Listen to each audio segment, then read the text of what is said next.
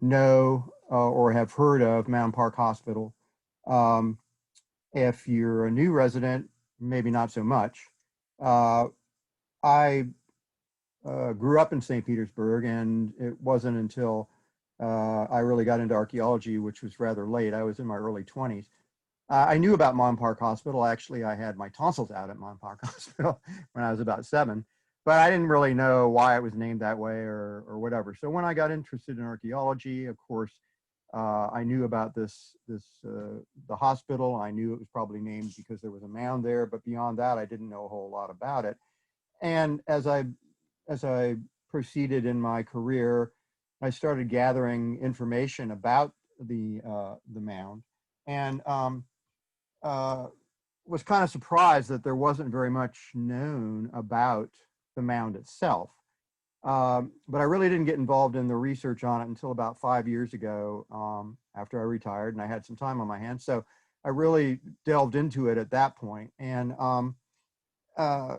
while it started out as being an effort to try and find out about the mound's origins and you know, when it was built and who built it and that kind of stuff, all the archaeological questions that we have, it really turned out to be a fascinating investigation of the history of the mound, how the residents of St. Petersburg during the late 19th century and throughout the 20th century perceived the mound. And that really became the story. And that's what I want to try and share with you tonight. There's really a lot more that I could talk about, so I'm really just going to hit the high points that I think that you would find interesting and that I found interesting. The mound was probably one of the most photographed mounds in Florida. There's probably 20 plus postcards, numerous photographs in newspapers. It was a common benchmark when people talked about the city of St. Petersburg. It was a tourist attraction, and it was a center for civic events. And it's also a focus of a lot of speculation and, to be honest, uninformed interpretations of how it came to be. So I want to start here with giving you a little bit of context. The first really, well, the only map that I know of, the earliest map that shows the mound is this on the left there, this 1879 United States Coast and Geodetic Survey coastal chart. And you can see, if you can see my cursor here, but this oval encircles 6 mounds, and they're at the edge of this cleared field. That cleared field was on property owned by John C. Williams, who was one of the founders with Peter Demons of the city of St. Petersburg. He had acquired and purchased several hundred acres in the downtown St. Petersburg area, and these mounds were on right in the center of where the city of St. Petersburg was planned to begin. On the right, you can see a map that shows most of the known mounds in the lower Pinellas Peninsula. Up here, you see where it says Shell Mound Park. There's the 6 mounds. That's right, if you know St. Petersburg, that is right where Bayfront Medical Center, it's called Bayfront Health today, is located. The city of St. Petersburg, the heart of the city of St. Petersburg is all in this area here. This is Bayboro Harbor. Booker Creek goes up here, and south of there, and of course, many other mounds. Here's Big Bayou, Lake Magori, which is a large lake, down here at Pinellas Point, up Boca Ciega Bay, Jungle Prada, where the Anderson Mound is, and Sacred Lands, all the way up to Bayshore Homes and the farther north up into the peninsula. So you can see there was a lot of mounds in that area, and the downtown area of St. Petersburg contained quite a few. One of the things that we do know about this mound, which was alternatively called Mound Park, or well, the park that it was in was either called Mound Park or more commonly Shell Mound Park, is where it's located. We have a 1943 aerial photograph that shows the mound right here where this circle is. And this is, at that time, Mound Park Hospital. Mound Park Avenue is present today. And if you drive west on Mound Park Avenue towards 6th Street, which runs through here, you pretty much dead end where the mound used to be, which is the entrance to the current Bayfront Health Hospital complex. One other thing that we have in terms of trying to locate where the other mounds were is an interview that was done with one of the early residents of St. Petersburg, Collier McCall. This interview was done in the 1940s, and McCall was here in the late 1890s. His family built a home in the area where the original 6 mounds were located. According to McCall, his property had the highest shell mound in the vicinity, even higher than the existing shell mound in front of Mound Park Hospital, and that it faced on 7th Avenue South, just east of 7th Street. So here's 7th Street here, 7th Avenue South here. So it was somewhere in this general vicinity. And so what I did was I took the 6 mounds from the 1879 map, scaled them up, and georeferenced them with the assumption that the Mound Park mound was the northernmost mound. And we get this kind of configuration of where the other mounds may have been. I am making an assumption that the northernmost mound, which was isolated from the others, is the mound that we're going to be talking about, but I have no firm evidence that that was the case. If it was, then this would be a reasonable approximation of where those other mounds were. But as we go along, you're going to find that I'm constantly talking about the mound, and I'm saying that, but we really don't know, or that evidence is equivocal, and that's part of what my research has shown, is that the amount of really good archaeological information about the mound is pretty limited. But we do know where the mound that we're going to talk about, our shell mound, right here in front of the hospital. The mound changed appearance over the years, sometimes dramatically, and this is just a series of old photographs and postcards. Actually, the postcards are some of the best evidence we have of how the mound did change over the years.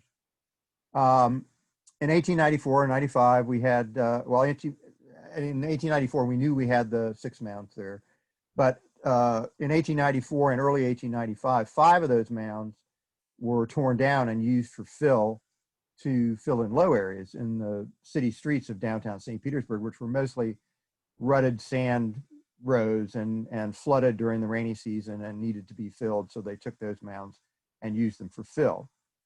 In 1909, after there were some discussions about developing that area that contained the last remaining mound, and there was a cry about that. The city eventually decided to purchase the mound, which they did.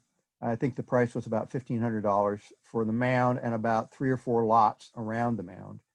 And they then turned it over to the Women's Town Improvement Association for a park. Now, the Women's Town Improvement Association was small, had no money, and you know, were based on donations. So they were not able to do a whole lot to do any improvements to the park. And the mound up here, the picture up here on the left, is probably what the mound looked like. This was in the early photograph from the early 1900s. Probably what the photograph looked like when they obtained it. Now, another development was in 1910. You can see this building here in this left center. That building there was a 5-room cottage that was not on the park property, but located right nearby. That property was turned into a small hospital called Good Samaritan Hospital, and that opened in 1910. And at the same time, the city again was getting some complaints about people kids sliding up and down the mound with they used to take pieces of wood and they'd grease them up with bear grease or whatever the heck they used, and they would slide down the mound. And then people would climb up on the mound. Obviously, you can see here, people would climb up and get their photos taken. Here you can see these kind of white streaky areas. That's where the kids used to slide down. So they were eroding the mound and they were trampling all over it. And there was also some looting activity. So the city, in an effort to try to restrict that, built they couldn't fence it. They said they didn't have money to fence off all the lots, but they did build this walkway and rampway up to the summit, and then built an observation tower on that. And that happened, both of those things happened in 1910. The Good Samaritan Hospital turned out to be too small for what they needed, and so they built another hospital, which would have been to the it would have been to the west of the mound, and that's what you see up here in the upper right. It was called Augusta Memorial Hospital, shown on that postcard, and it had, I think, 35 beds, and served as the hospital for several years. In 1915, again, because apparently the mound was not being kept up quite as much as they would like it to have been, the superintendent of parks, Walter Holman, was asked to clean it up. So he took that literally, and he took a fire hose and basically took all the vegetation off of it and turned it into this white gleaming edifice, which is what they called it in the newspaper, which certainly looks cleaner and maybe actually even looked more like it might have looked prehistorically, because I'm sure the Native Americans, the indigenous people, probably kept it clean and meant for it to be a clean white edifice. So you see that in this picture up in the top right, and also this one down here in the center right. And that's the way that most people saw the mound from 1915 on, with the staircase, the platform, and then the gleaming white shell. In 1923, they added an east wing to the hospital, which is this part right here. And they renamed it Mound Park Hospital after the mound, obviously. In the 1930s, there began a move to replace the mound with a 4-story, 150-bed hospital, and so that happened, and we'll talk about this more later. But there was a lot of discussion about what to do with the mound if they expanded the hospital there, and it was in some danger of being destroyed at that time. And then it stayed pretty much like that until 1950, when an expansion to the hospital pretty much doomed the mound to destruction, and it was torn down in 1950. Now, I'm going to go through some of the little highlights of this brief history of the mound. And first of all, again, going back to how the mound was seen and perceived early on, this is one of an early newspaper article from the West Hillsborough Times in 1895. The city was not shy about using the mound to promote the city of St. Petersburg. This article says it's at this time, of course, the other 5 mounds were down, but there were still other mounds in the area, also mounds around Big Bayou, some in Roser Park area. And the article talks about St. Petersburg, city of mounds by the sea. The largest and most symmetrical within a 5-minute walk from the hotels, is worth a trip to Florida to see for anyone of archaeological tastes. So they were already attempting to promote the city and promote visitation for tourists to come and see. There are many attractions, and this was only one that was in this article, but the mound was definitely a prominent place to visit for visitors.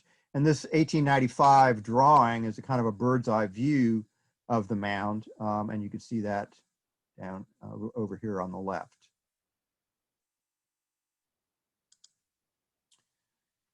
One of the first things that I really wanted to do was to see, okay, what kind of archaeological information do we know about the mound? And this slide is titled Archaeological Investigations in quotes because the investigations, such as they were pretty minimal. The first actual real description of the mound that we have, other than the map that was shown, is S.T. Walker, who visited the Tampa Bay area and Pinellas Peninsula in 1879 and published a paper on his visit to several sites on the peninsula in 1880. Well, he went to this property and he said several shell heaps were on the property of Mr. Williams. Well, Mr. Williams, as I said before, was John Williams, who was the owner and founder of, a co-founder of the city of St. Petersburg. So the fact that he visited several shell heaps on property of Mr. Williams suggests that he did indeed visit these 6 mounds before they were taken down. He describes them as 25 to 30 feet tall, 300 to 350 feet in diameter, and the tallest can be seen for several miles. That's all he said. So very little information. We know that they were, based on this, we know that they were fairly tall, 25 to 30 feet, fairly big around 300 to 350 feet, and one of them was quite tall and could be seen for some distance. But that's basically all he said. There is a, on his map, he does show a little mound symbol just about where the Mound Park, Shell Mound Park mound should be. So I think we're pretty confident in saying that he did see those mounds. The next archaeologist who visited the mounds was C.B. Moore. And not surprisingly, C.B. Moore seemed to have visited all the mounds in this area. And according to his monograph, Certain Antiquities of the Florida West Coast, he describes a mound or mounds. He was given permission to dig mounds on the property of J.A. Armistead. Well, who was J.A. Armistead? Well, J.A. Armistead was the husband of Sarah Williams, who was the widow of John C. Williams. John C. Williams passed away in 1892. Sarah inherited almost all of his hundreds of acres of land. And so she very likely, and they had a home about 2 or 3 blocks from where the mound was located. So it seems pretty likely that the J.A. Armistead that Moore talked about and got permission from was Sarah Williams's husband at that time, who also happened to be the mayor of the city. And so I feel pretty certain that C.B. Moore did look at the mound. On his map in his monograph, he shows a little cross mark near just a little bit west of the platted part of then the city of St. Petersburg. And that is also more than likely the mound, our mound, the Shell Mound. He described the mound as, well, there were a couple mounds that he visited. This one he described as conical and very steep, which sounds very much like our mound. There was a second mound that he talks about that was a rather unpromising appearance. And I'm not sure what mound he was talking about unless there was a small sand mound nearby, but there's no indication in S.T. Walker or any of the newspaper accounts that there was any other mounds other than those 6 on that property at any time in the past. It may be that he visited other mounds on the Armistead's land holdings, including property south of Booker Creek, which Williams and Armistead also owned. So it's possible he was talking about that. There's no indication in his monograph, and I also ordered and looked at copies of his field notes from that expedition, and there's no indication of his field notes that he ever excavated in the Shell Mound. Jerry Milanich and Larry Ayton wrote an article about C.B. Moore, and I think in there they indicate that Moore dug in those mounds. I could not find any indication that he did so. And then the third archaeologist who came and visited the mound was R.D. Wainwright. He came down in 1916, again, to look at several mounds on the Pinellas Peninsula. He in his little monograph that he wrote, he mentions it briefly. He noted the location, so we know that he was talking about, and including city streets, so we know he's talking about our mound. Basically, all he did was poke around a little bit with a stick, and he said he found blackish soil composed of minute broken shells and other refuse. And that was about it. He was here in which I'll talk about briefly later on, but he was here to actually excavate in one of the mounds down at Big Bayou. So there wasn't really, he didn't really spend a lot of time at this mound and doesn't really give us a whole lot of information. That's basically it as far as archaeological published descriptions of the Shell Mound. I know it just seems likely, and we also have accounts of people looting the mound.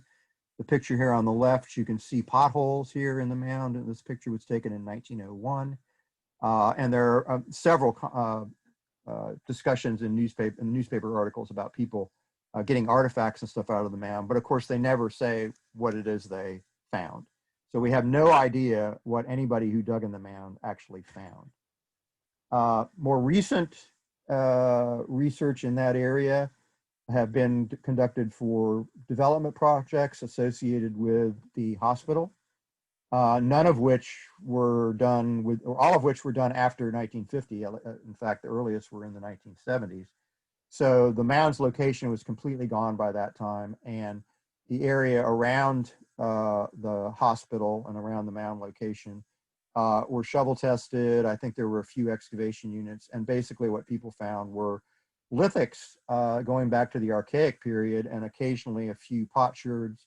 There are a few individuals who were collecting artifacts around here in the 60s and 70s who'd picked up potsherds and stuff around that area, but nothing that we can definitively say was associated with the mound.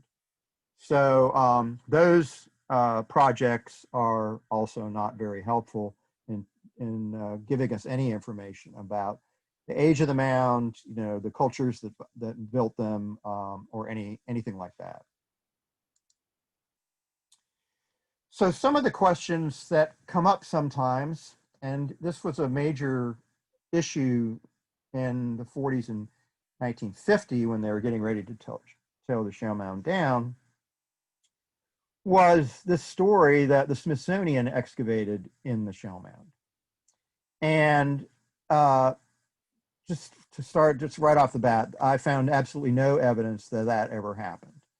But if you're an archaeologist, you oftentimes run into people, especially at sites that have been around and known for a long time. Oh yeah, the Smithsonian came down here and excavated in that mound.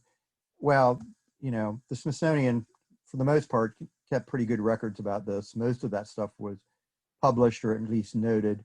And, you know, nobody has ever said that the Smithsonian excavated in those mounds. So where did that story come from?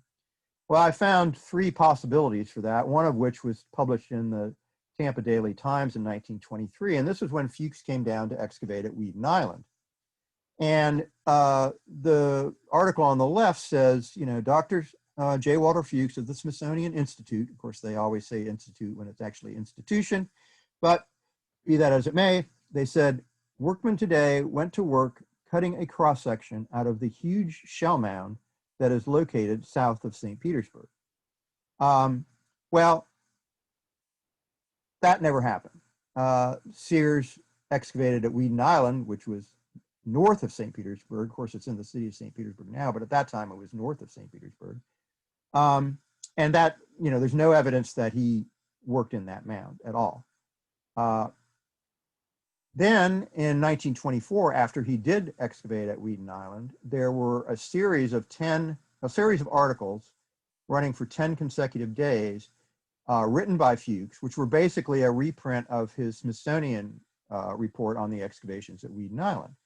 Well, accompanying that very first article was a montage of photographs, and up at the very top, you can see the mound right here. And the caption, views where excavations were made. Now, the whole article is about Weedon Island.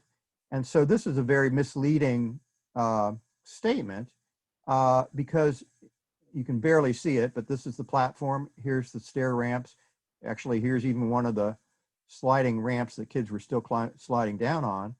And here's a better photograph that appeared in Fuchs's 1923 report, which he clearly says oyster shell mound on hospital ground, St. Petersburg, Florida.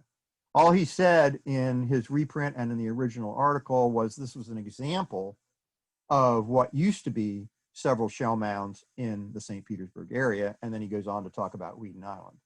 But if you're not really thinking or you don't really know about the archaeology of the area, you could easily assume that where excavations were made also included this picture, which everybody knew, of the shell mound in St. Petersburg.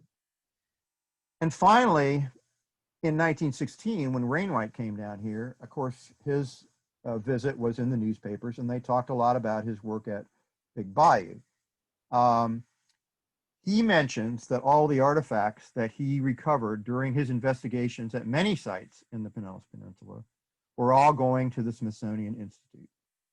So it's circumstantial, but all of these suggest that these inaccurate or misrepresentations, I should say, of what the Smithsonian was doing when they were here in 1916 and then in 1923 may have contributed to later assertions that the Smithsonian excavated the mound, took everything of value out of it, whatever.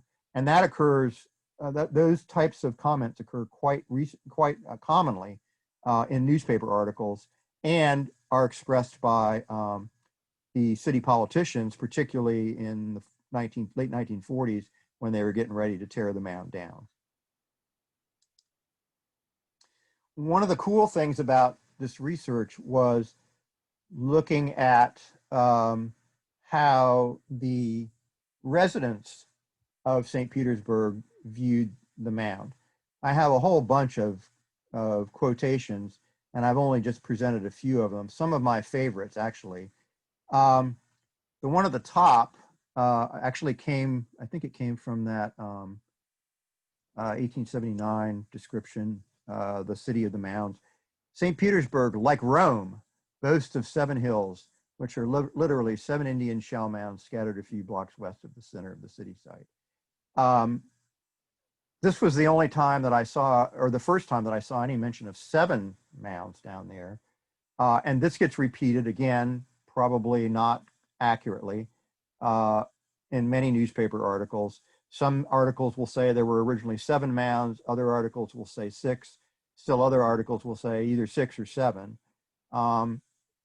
It's conceivable that there may have been another mound nearby that wasn't shown on that postal chart, but I'm using that as my real evidence, hard evidence that there were at least 6 mounds there. And if there was another large mound, if they showed those 6, they probably would have shown a 7th.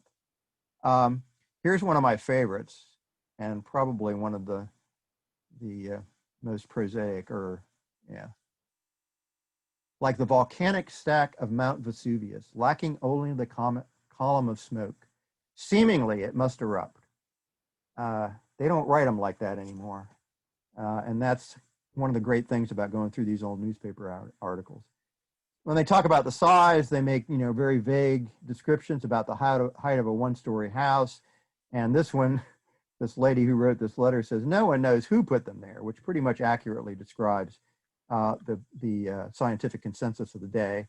Some were a little bit more specific, 25 feet tall, made mostly of oyster shells. That's a statement that's repeated over and over again. Some of them quite large. There's some letters that say, oh, the oyster shells were 9 inches long, and other people said, oh, they were 11 inches long. We don't know exactly how long, but apparently they were pretty big. Again, the writer says its origin is unknown. A small mountain of oyster shells. This one says the base was about 99 feet. He speculates that it was an Indian-made post of observation, towering up to 20 to 30 feet. It's never, I like this one. It's never been opened and its contents have been judged priceless. So how does this guy know how priceless they are if it's never been opened? But people were pretty free to speculate since nobody knew anything about the mound, and that's what this guy did. Again, scientists have never been able to establish definitively the origin of these mounds. Shell Mound baffles scientists. I like that one. Let's go. It was a great feasting place is another interpretation. Uh, this big mole was used by primitive Indians as a lookout post. Lookout post hypothesis was pretty common. Here's another one, lookout post for invaders coming up Tampa Bay. Here's another great piece of prose, carrying in its unprobed bosom the secrets of a long forgotten race that once roamed the Pinellas Peninsula. Feasting place again, and another great one, a burial mound or a resident fort for the Aztecs. So you can see that since there was no real archaeological or scientific explanation for the origin of the mound, who built it, and even what was in it, the public and the press were pretty free to speculate to their heart's content, even if some of their ideas were pretty far-fetched.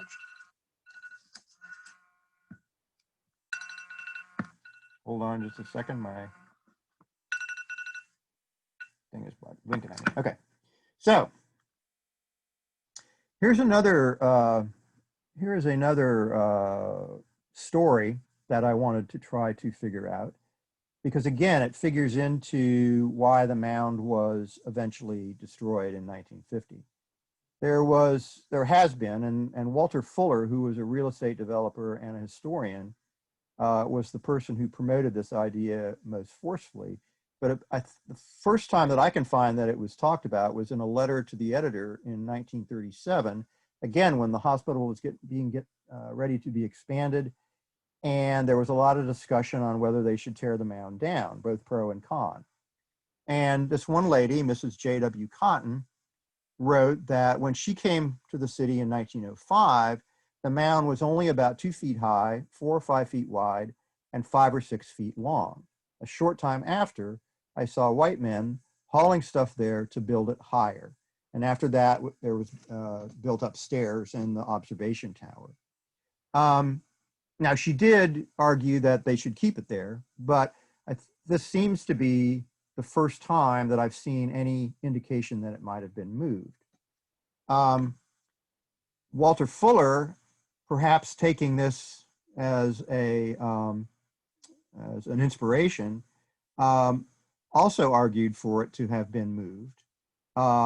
He said that he was again supporting that they preserve the mound, but he said, let's not remove our Indian shell mound, even if it was built artificially by white men. It was actually built from an original Indian mound because I found an arrowhead on the mound soon after it was hauled there.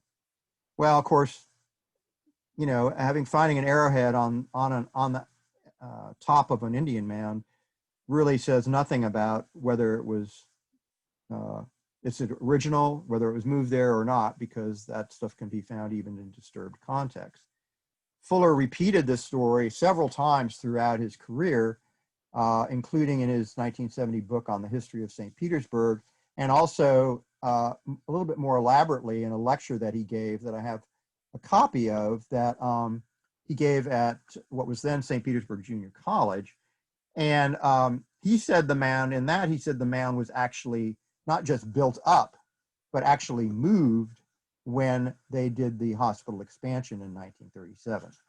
Well, I kind of find that hard to believe, because over the previous 37, 40 years, there were numerous letters to the editor, people going to city council meetings and debate every time that there was something that was going to happen, potentially going to happen to the mound.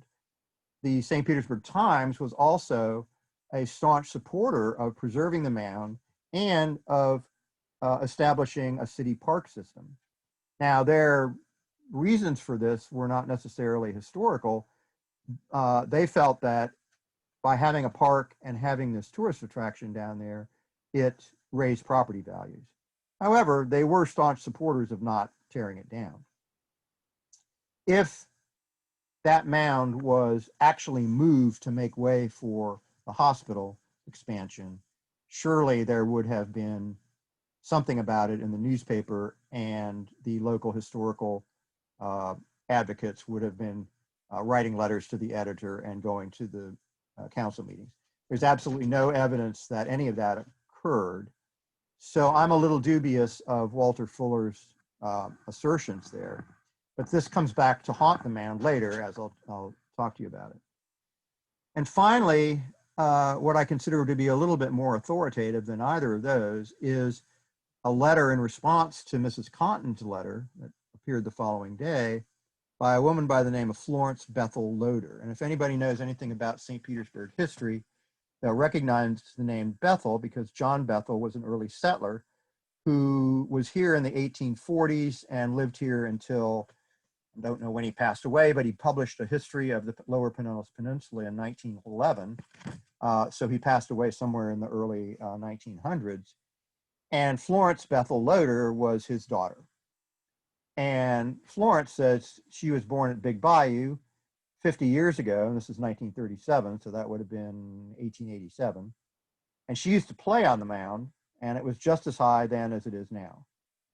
She concludes by saying, the mound was put there by Indians, and please let it stay. So, you know, since she was an eyewitness to it, played on it, and saw both the other mounds probably torn down, and then also grew up in the area and saw the remaining mound, I kind of give her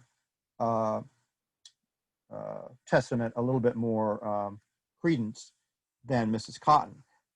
I'm not sure what Mrs. Cotton is referring to, perhaps another mound that was nearby, but the bottom line is I could find absolutely no evidence that that mound was ever moved, reconstructed, or whatever. And one possibility I can think of for why people thought that was when they cleaned up the mound, and you can see some of the comments people had and why the city decided to clean it up. Before the mound, which is up here in the top left, you can see it is moundish. It's got ruts in it and everything. And down here, you can see the cleaned up mound, and it's obviously cleaner, and it obviously has the observation tower on it. But there's also a little bit more mound. And it's certainly possible that the Hulbert, the guy that cleaned up the mound for the city, in addition to using its fire hose on there, may have, you know, contoured the mound a little bit so it looked more pleasing, possibly added some shell to fill in ruts. So seeing some of that going on back in the early 1900s may also have contributed to the idea that the mound was moved or reconstructed. But you can see, here's the cleaned up mound, here's the original mound. This building here is the 5-story cottage that became the Good Samaritan Hospital. Here it is again in this picture in the exact same location. It doesn't seem that the mound has moved very much at all. This was probably taken in in the teens, 19 teens, after it was cleaned up in 1910. One of the things that also is interesting about the mound's history is that it was located right down in the center of the what was fast becoming an urbanized area. The postcards that we see so many of were produced by the city to promote the city. They produced, of course, many, many more than just ones of the mound, but the 20+ postcards for the mound were obviously being used to promote attractions. And newspaper articles between 1900 and I'd say the 1942, it was rare to go a few weeks without seeing an article about the city's attractions. And among those attractions was the Shell Mound, encouraging people to go down and see this wonderful relic of the past. But also there was development going on, and development pressures down there were tremendous. This is a fairly early advertisement, 1905, but and it's interesting because of how they use the mound as a way to sell lots down in the area around the mound. Our mound was located approximately right in here in what's called Block 9. That red circle I added, it's not on the plat map. And the advertisement by C.A. Harvey, a real estate dealer, says Naturally, this is the most beautiful place of land on the peninsula. It was even thought so by a prehistoric race, as we have evidence that at one time there was quite a village, if not a great city, located on this tract. He goes on to say that this was also where John Williams, the founder of St. Petersburg, had his home. So obviously that also makes it a great place for people to buy a house, buy a lot and build a house. This is just one of many. It's probably the best that I could find in terms of how it was described, but almost every real estate ad for property down in that area mentions at the very minimum that it overlooks or is near the mound, that it's within a short distance from the mound park, whatever. And it was very much of a attraction that they tried it, and an amenity that they tried to use to sell property down there. Now, the fact that this C.A. Harvey did not show the mound on its plat map, and presumably a plan map that was submitted to the town council, alerted the town council and also the editor of the St. Petersburg Times, William Straub, who was, again, a supporter of the mound and the park system, caused him to write a series of editorials, lambasting the developer for not including the mound in his development and preserving the mound for everyone. And it was his editorials, as well as letters to the editor and people showing up at the town council meeting, that enabled the mound to be preserved in this area. And eventually, most of these lots around here were added to the 3 lots that the city eventually purchased in 1909. So the mound did remain preserved until 1950. So now, after the expansion to the hospital in 37, it's kind of a quiet time, not too many controversies about the mound. Again, it was being promoted, but no real controversies. But in the late 1940s, the hospital needed to expand again.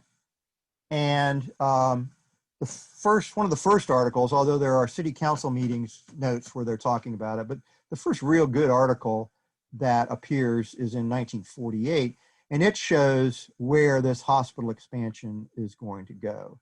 And here again, you can see the mound. There's the observation platform, and here's the staircase. Here's Mound Park Hospital.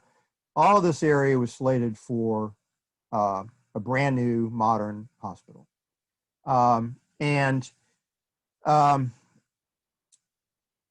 There were, again, a lot of people who came forward and argued that the mound should be preserved.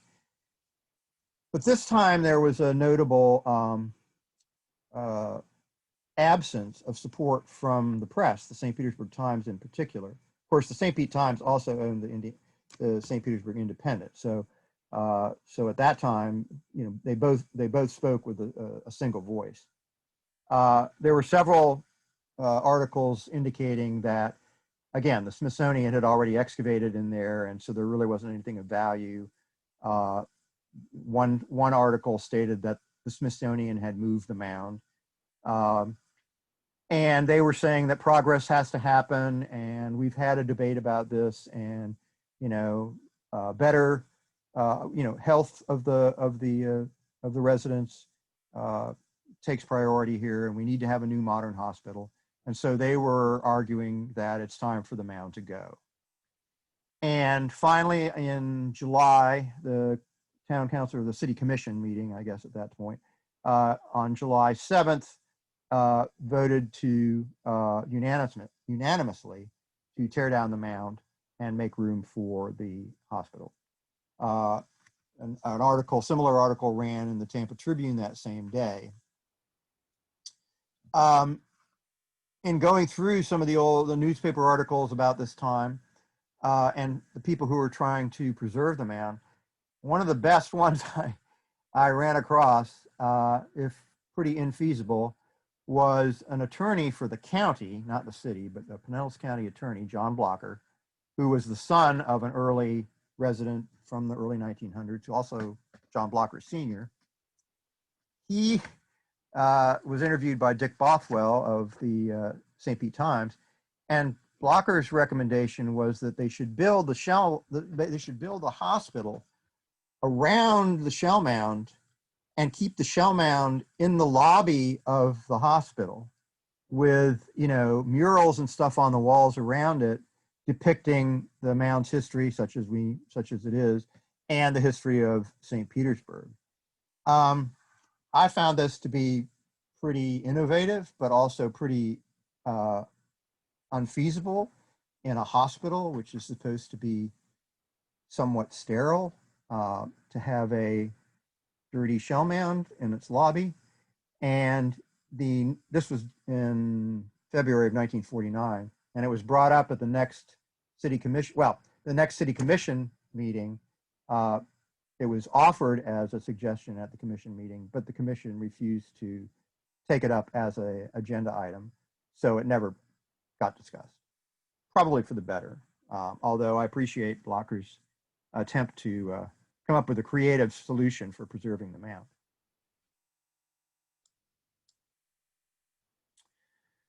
Let me go back just a sec because I had something else I want to say about this. Those city commission meetings are also enlightening for what arguments were being made by the commission. And one of the city manager, whose name was Ross Wyndham, I think. Ross Wyndham. He made all the inaccurate arguments that we've talked about in this presentation about how it was excavated. It really didn't contain anything, but what it did contain was taken by the Smithsonian. The Smithsonian moved the mound. It's just a bunch of shells. It's unsightly. Every single negative thing that could be brought up about the mound was voiced by Ross Wyndham. In my humble opinion, one of the reasons why the mound was eventually destroyed is because there was so much misinformation, speculation, wild theories, and very little of any real archaeological information about the mounds, such that somebody like Ross Wyndham could make these claims, and nobody could really or was willing to argue against that. So that's why some of these things that we've talked about, although they seemed kind of quaint at the time, eventually came back to contribute to the mound's demise. So we get to the week of July 10th, 1950, and that's when the mound started coming down. The first day was a Monday, July 10th. You can see the bulldozers starting to eat out of the side of the mound there. Shells from the mound were, actually, apparently there was quite a bit of rain the evening of the 10th. And the next day they started loading shell into the dump trucks and moving that shell to fill in flooded areas in the city, much like they did with the original 5 mounds. It was a pretty sad, in my opinion, pretty sad demise for the mound. Again, I think mostly due to some of the things that we've talked about. That was it. 1950 was the death knell. So was there any, given the fact that this mound was such an icon in the city and had been used to promote the city and everybody in the city knew about it, it was a landmark, all of the stuff, even though it did have to go, was there any kind of memorial or sign or anything like that? There wasn't.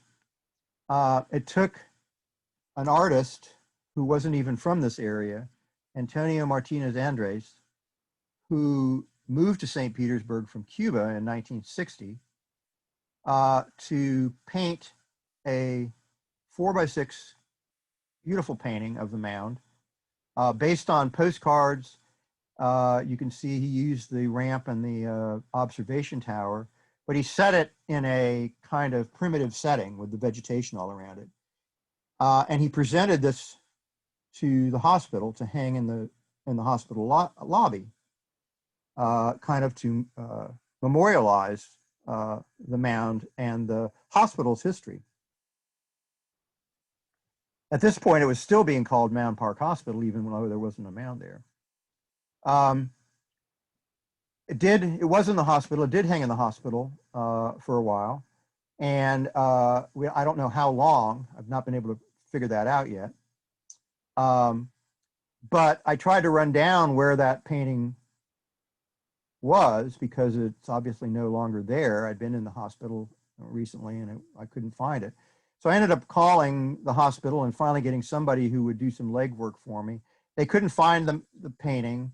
They talked to somebody else and they said, well, we think we gave it back to the family in the 1980s when we were doing some renovations. So, okay, Andreas died in 1966. He lived in St. Petersburg. Are any of his family still alive? I couldn't find any evidence or any documentation of where, if they were even still alive, if they were even still in St. Petersburg. And then I ran across a very brief little note in the newspaper in 1966 when Andreas died. And it was a funeral notice, and it said that one of the pallbearers at his funeral was a young Harry Piper.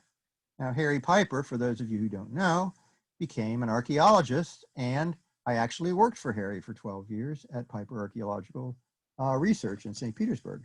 So I immediately emailed Harry. I said, Harry, I understand you knew Antonio Martinez Andreas. Do you know where any of his children live? He says, oh yeah, his daughter lives in St. Petersburg. So he gave me a lead on how to find her. It took a little while, but we finally found his daughter, Teresa. And I asked her, you know, do you remember this painting that your father painted? Do you know where it is? And she says, oh yeah, it's in my living room. So she was very kind enough to send me this photograph of the painting. Andreas wanted to show it in a natural setting, but he also wanted to show the mound with the same features that show up in the postcards, because that's the way most people remembered the mound. So that's why the mound painting looks as it does, with kind of a mix of the more primitive natural surroundings and the more modern. She said that when the painting was given back to the family, it was in the hospital basement and it was in deteriorating condition. Now, obviously, they did some restoration because the painting looks fabulous today. And I think that the fact that it was found in the basement is kind of symbolic of the whole history of the mound, because when the mound was beneficial, when it was used to promote, tourism and land values and real estate, people supported it, or the powers that be supported it, and most of the public supported it. But when it was perceived to be in the way, and it was denigrated as unsightly and having no real history and not a real mound, then they weren't quite so supportive. And so putting the painting, the only memorial to this monument, in the basement and allowing it to deteriorate is kind of symbolic of the whole history of the mound. So based on all this, we still don't know very much about the mound itself. And I think this article that appeared after the mound tore down kind of represents, in a somewhat crude way, what we know or don't know. The final, or one of the statements in there, it took a heap of oysters to make that oyster heap. That's about all we know that we can say for sure. I listed some of the things that we think we know.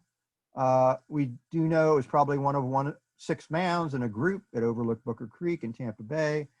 It was probably conical in shape. It may have been about 20 to 25 feet tall, 90 to 100 feet in diameter. I should also mention that there is a postcard that from the 1930s that mentions that it was 20 feet high, 90 feet in diameter, and from that I calculated that it would be 1,579 cubic yards of shell. Well, when they were talking about tearing the mound down, the city engineers said that it contained about 1,500 yards. So That's pretty close. And so those measurements are about probably about the closest we're going to get to knowing exactly how big it was. It was composed primarily of shells, and oyster shells were very common. That's repeated over and over and over again in accounts. Wainwright said it had blackish soil, so that would suggest that maybe some midden material was used in its construction, or maybe it was used in its early stages as a midden. We don't really know. One of the things we know is that there's no mention of a flat top or a ramp on this mound or even on the other mounds, although the descriptions of the other 5 mounds are really, there's really hardly any descriptions of those. So it's difficult to say, but certainly this mound had no flat top or ramp, and it did appear to be kind of conical. Many of the late Weedon Island and Safety Harbor mounds in the Lower Peninsula and in the Tampa Bay area do have ramps. That may be a clue of its age. Certainly there are conical mounds that are being found associated with archaic period peoples. Doesn't necessarily have to be woodland or Mississippian. If that was the case, it would have been a major loss, because if those were archaic mounds arrayed within a obviously grouped situation, you know, representing a planned community, and really, given its location near the creek in the bay, a site of probably some great importance. If it did turn out to be archaic mounds, that would be something, and their loss is even worse than what it is considered to be today. But that's about it. That's about the only things that we know, and even some of those are conjectural. That's about it. There's a lot more about this mound that I couldn't get into this presentation. If you're interested, I published a big article on it in the Florida Anthropologist back in June. I think you can get back issues from the Florida Anthropological Society. If you go to their website, here's their publication address. I think they sell back issues for $15. I just saw something in an email about PDFs. I don't know, I'm not sure what the process would be for getting that. But anyway, I don't get any of this money. It all goes to the Florida Anthropological Society. So if you're interested, there's a lot more that I talk about, including some of the racist views of Native Americans that were expressed in the newspapers and by local residents. That also probably contributed in its way to the destruction of the mound. And that's it. And I'm happy to take any questions if there's anybody who's sent some in. Thanks.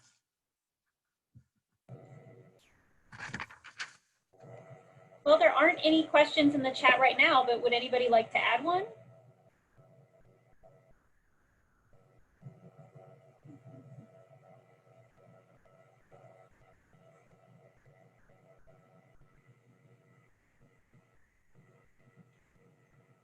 Bob, I'm going to stop sharing your screen so I can see everybody. There we go.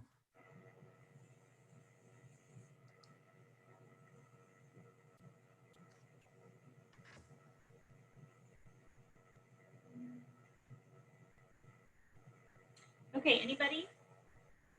Anybody have a question at all? I think I saw Dana St. Clair's name up there. So if Dana's out there, he should have a question. Actually, I saw Kelsey raised her hand. Okay. Oh, so we do have some here. Okay. All right. So, and Kelsey, I'm sorry, I will get to you in just a second. For some reason, you're not showing up for me. Someone Sue Lewis asked, there's no indication it was ever anything more than a midden?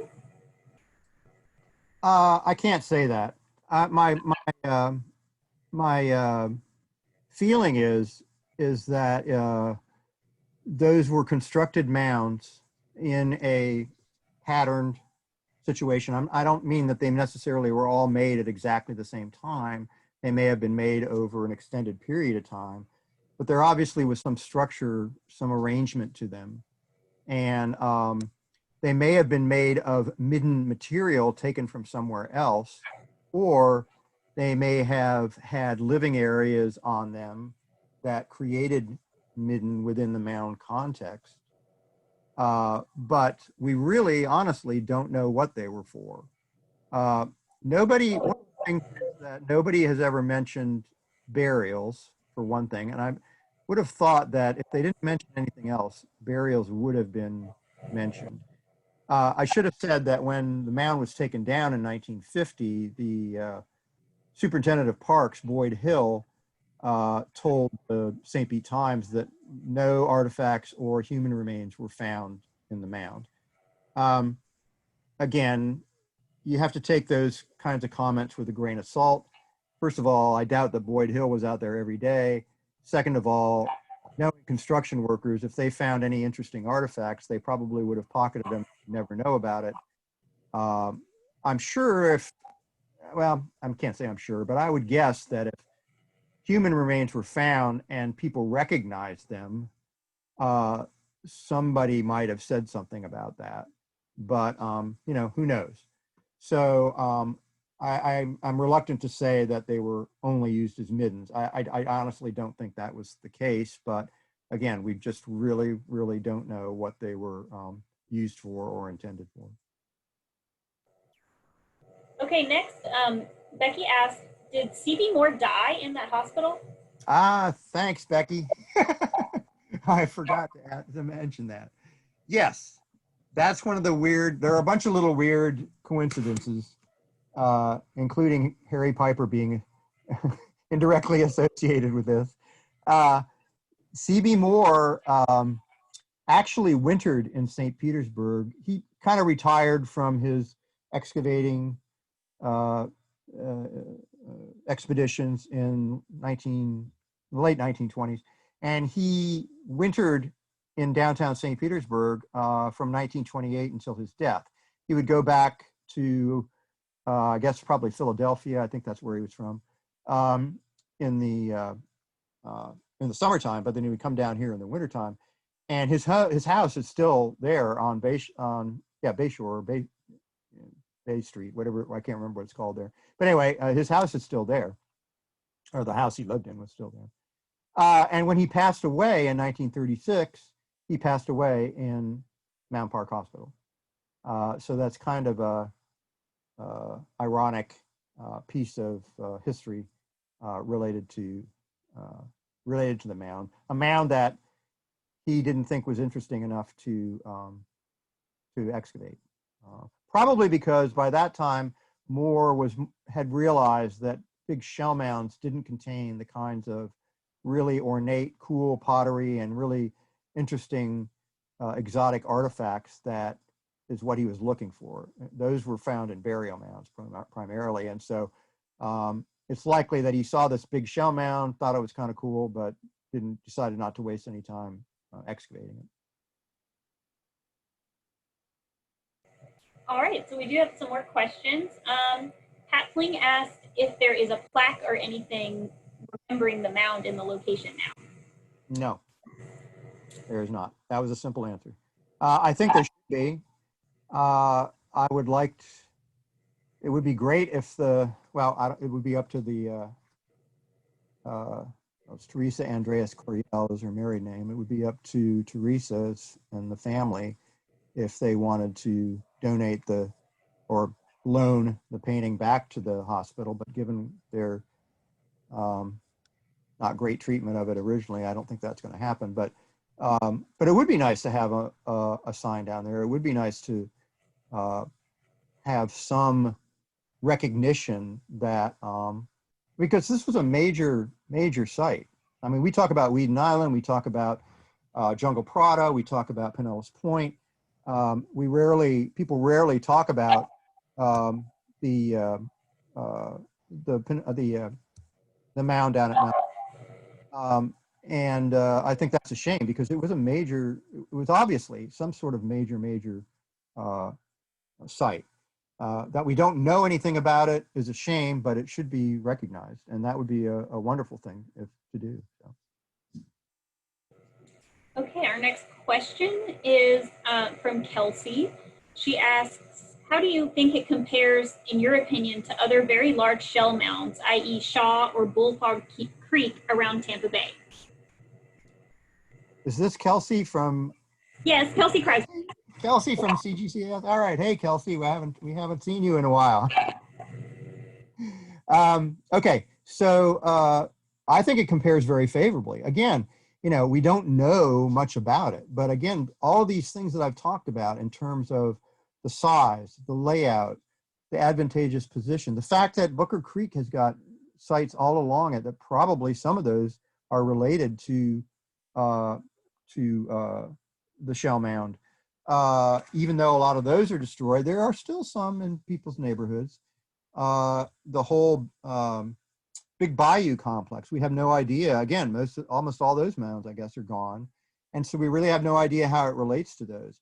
But just what the little scraps of things that we do know suggests to me that it was a major complex. And I don't know if it dates to, again, we don't know if it dates to the time periods of the sites that you're talking about, or if it dates earlier. Like I said, if it was an archaic mound complex, that would be just incredible, because although we're finding those more and more in the Southeast, there was nothing like that we know of in the Tampa Bay area. And this was a big one, if that was the case. So yeah, I would think it would be extremely comparable to those kinds of sites. Unfortunately, that whole area now and those buildings are so big, and they have parking garages and basements and stuff, that the likelihood of even scrap of that mound or any of the mounds there intact is probably a pipe dream.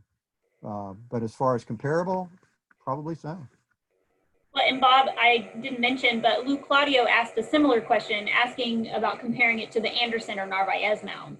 Yeah, I mean, I think that there's a very interesting pattern that when you look back at the distribution of mounds along the coast, you get some major mounds and platform sites up along Boca Ciega Bay, mostly up at the northern end there, with Bayshore Homes. There's another site complex that's totally gone called the Potter site, which was actually 2 platform mounds, a couple other large shell mounds, and a midden that's completely gone. And then the Anderson mound. That whole strip there along Boca Ciega Bay was a major complex of sites, possibly related to one another. I won't go into what we think about Bayshore Homes and stuff, but there is a possibility that some populations may have moved south to the Anderson Mound. That's a hypothesis. And you get down to Pinellas Point, another major concentration of sites. And of course, we all know about Weedon Island. Nobody talks about this site in downtown St. Petersburg. That would be 3 or 4, 4 major site complexes all along the Bayshore and all along Boca Ciega Bay. And so they are, it is an archaeological question. Why were all those sites there? Were they occupied at the same time? Probably not, but we need to think about that. If they were occupied at the same time, like for example, the Anderson Mound and Maximo Point, which we both know are safety harbor sites, possibly the safety harbor component at Weedon Island. If they were all occupied at the same time, and some of these were major town sites, what was the political relationship between these sites? Were they fissioning off from one another? Were they antagonistic to one another? Were they cooperating with one another? How are they dealing with the population? All these are major questions, and this site could have contributed to that discussion. Unfortunately, now it can't.